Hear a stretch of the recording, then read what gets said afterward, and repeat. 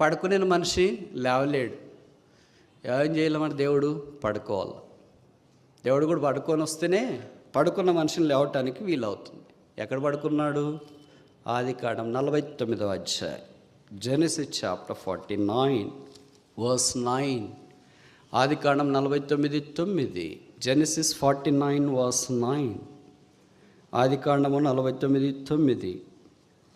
యూదా కొదమ సింహము, నా కుమారుడా, నువ్వు పట్టిన దాన్ని తిని వచ్చితివి.